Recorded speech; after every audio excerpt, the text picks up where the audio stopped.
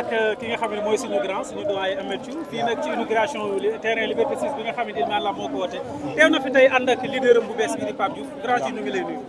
maa ngi sant yàlla di wax alhamdulilah rabil alamin di leen sant yéen bu baax fii ma ñëw nii nag du ma ni xëy na mun na bees ci yéen mais man nag jëmm ji depuis 98 la booba du tey booba takkagul sax mati ma bokk ci ñi ànd ak moom dem takki mati mu doon koo xam ne man ak moom du tey démb la ànd ak man ci sincérité ànd ak man ci fidélité ànd ak man ci dëgg comme ni ma mel. Ilimane dafa yàgg gëm jeunesse Sénégal Ilimane dafa yàgg gëm goxam ku mel noonu boo amee muy sa nawle muy sa xarit foo toll mu woo la téléphone foo nekk mu bu may voyage sax Ilimane day jékki-jékki di yónnee affaire yoo xam ne sama voyage yëpp day mat mais da koy gérer bu mat sëkk fàttewul démb moo tax lu mel nii gisagoo leen dara ci moom ci kanam ngeen gën a gis lu bari ci moom ndax borom jom la borom ngor la moo waral ma teew. d'accord alors gis nañu jamono ji li ngay assuré vraiment show bi nga xamee ni mooy moom ngay def ak ki nga xamee ni mooy Pape Diouf dafa mel ni yàlla def na complicité bi dafa teel a adopté wu seen diggante lan moo la may loolu. mais dañu yàgg ñun ay professionnel lañu. Pape man ak moom depuis Pikine la Pape man ak moom depuis 97 96 loolu noonu dafa yàgg dañu yarandoo et puis ñun ay professionnel la.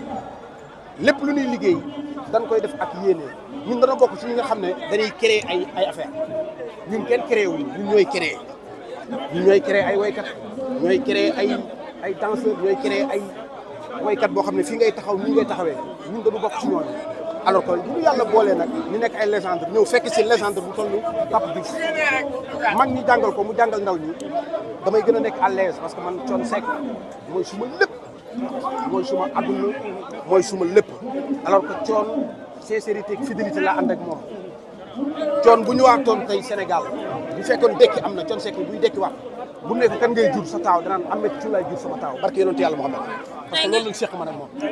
alors tey gis fi may jeexalee. bu leen ma gis nañu ni. question rek. ndax am na échange bu jot a am ak waa groupe Faramaren bi nga xam ne fekkante nga. non dama bëgg ñu tourner passe boobu. maa mais ngi ci bi ko liggéey ñëwee nga croisé ko en tant que li nga wax sànq nga ni papaam boo doon bu ñëwaatoon yow la def sa taaw. bul dugg ci bi nga raw croisé lan nga sentir quand même. maa ngi jàmm mais fii gën ngaa joxe àllarba de gën jox ma àllarba gën ngaa joxe àllarba Ahmed.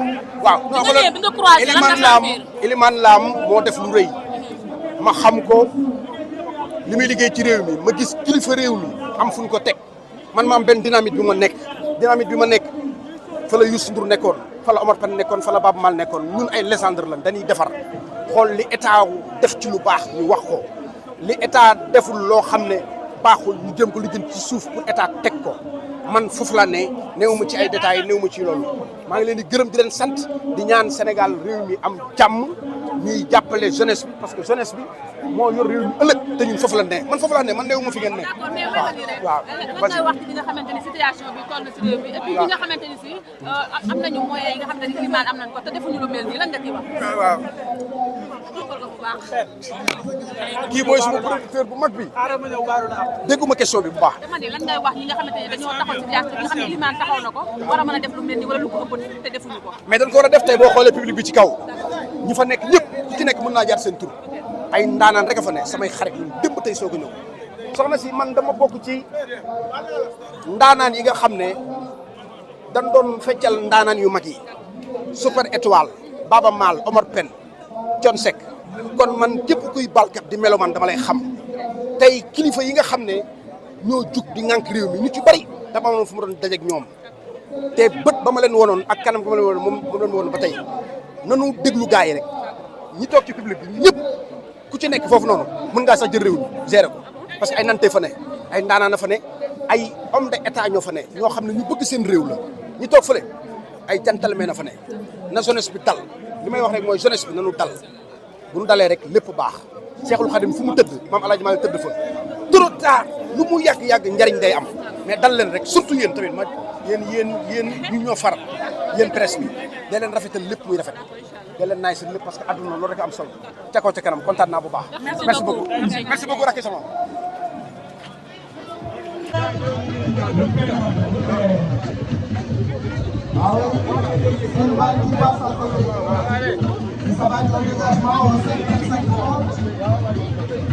Ça c'est Wally Ballago Seck le golden boy de la musique sénégalaise, le fils de John Ballago Seck, celui-là qui a failli devenir footballeur. S'il n'était pas musicien, il serait footballeur. John Ballago Seck, qui est venu également de sa présence cette manifestation. Wally, dans un premier temps, il est devenu footballeur, il a fini par devenir musicien comme son papa. Alors, merci Wally, merci d'être venu à ce tournant.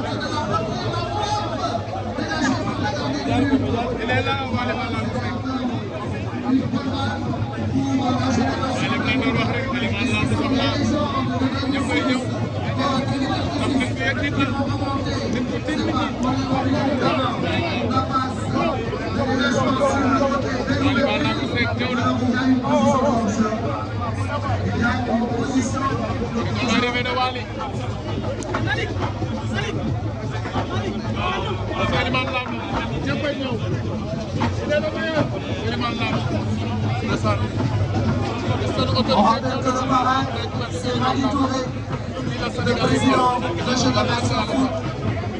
Comme je l'ai dit, si aujourd'hui le Sénégal est en train de gagner beaucoup de championnats, beaucoup de tournois, c'est grâce à la formation. Nos jeunes ne jouaient pas assez. Nos jeunes n'avaient pas assez de compétition. Mais grâce à de formation comme Génération, on a des joueurs qui s'intègrent et qui s'adaptent à la victoire dans le haut niveau. Wally Ballago Seck de Faramareen.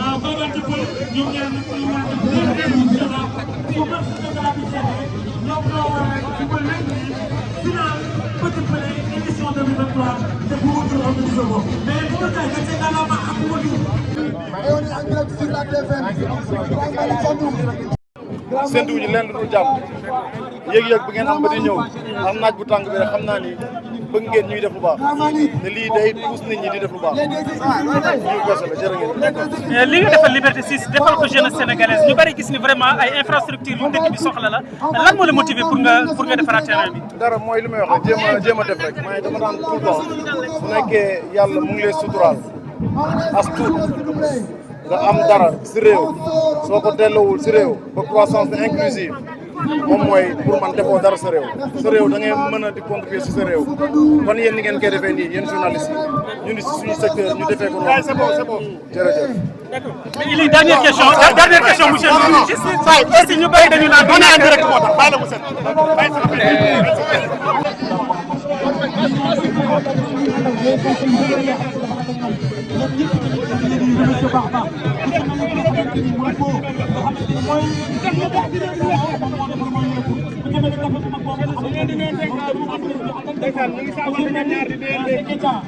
le Sénégal ñu ngi doon di déggee ki nga xam ne mooy Elimane Ndour ndeysaan li ñuy wax ñoom ñaar rek ñoo ko xam mais avant ma Sénégal la xam naa li mu bëgg mooy Sénégal jëm ca kanam ndaw ñu am jàmm ca kanam macha allah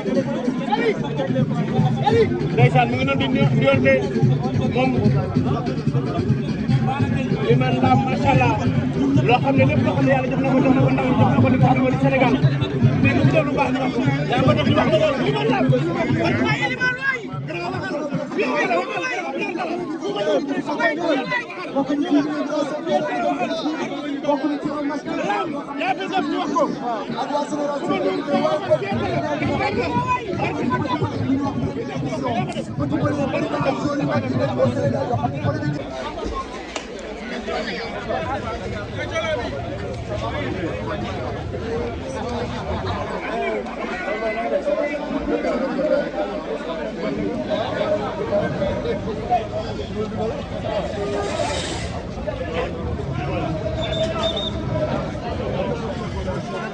non, on a vu que c'était pas... T'as perdu la main, voilà, t'as perdu la main. Les gars,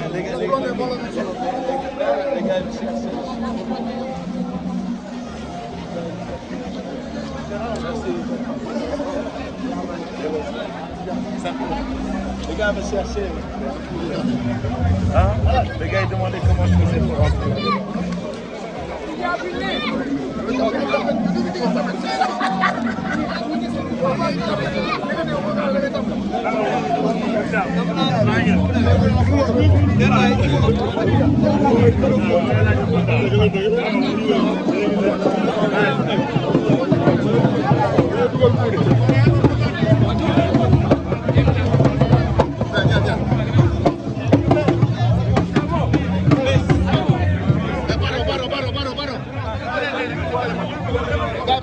Paro, guys.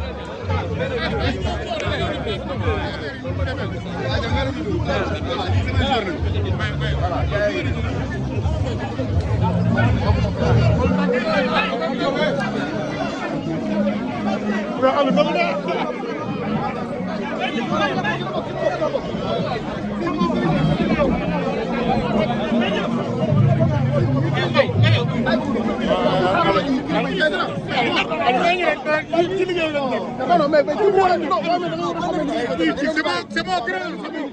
monde c'est bon, frère. Bonjour, Mario.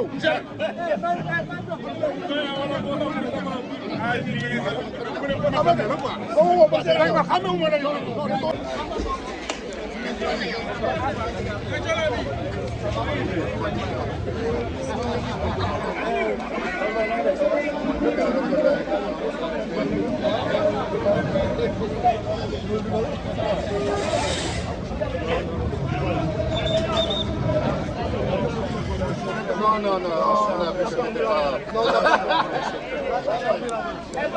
T'as perdu la main, voilà, t'as perdu la main. Les gars,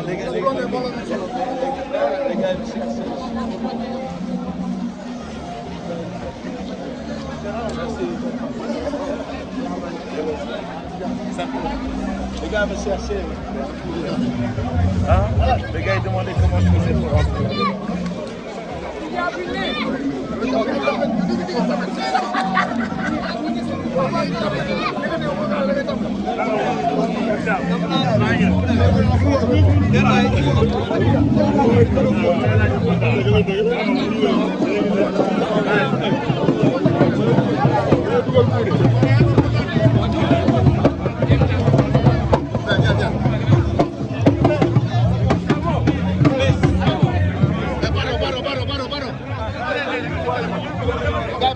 Paro, guys.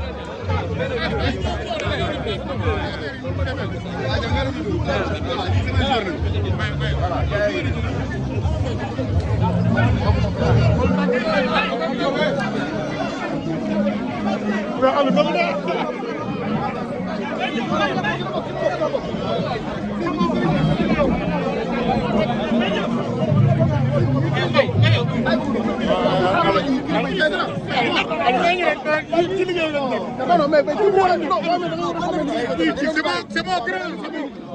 c'est bon, frère. Bonjour, Mario.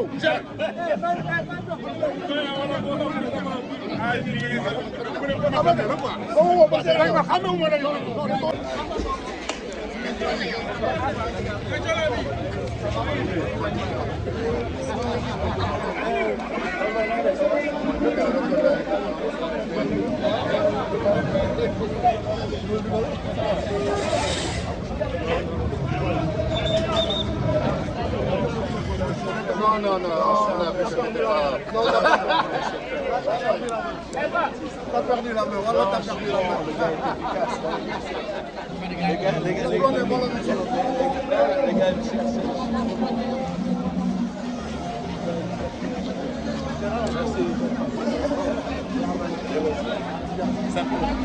les gars me cherchaient. Hein? Les gars ils demandaient comment je faisais pour rentrer.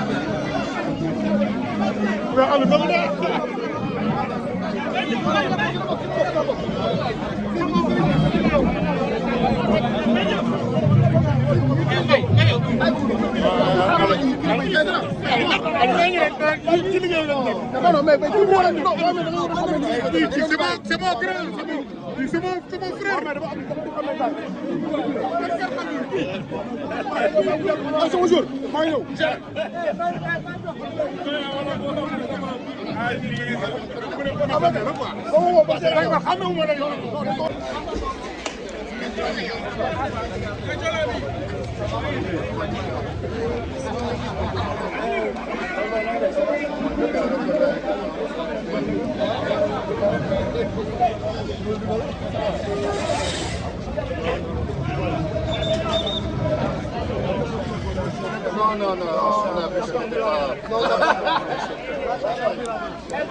T'as perdu la main, voilà, t'as perdu la main.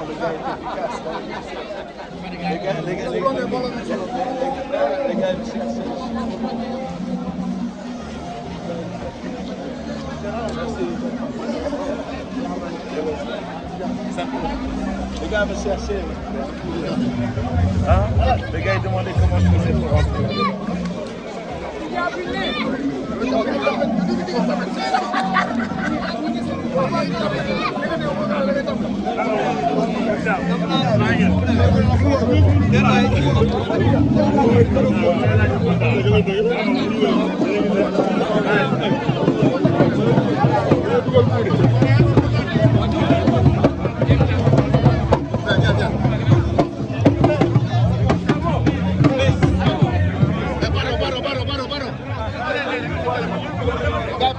Barro, guys.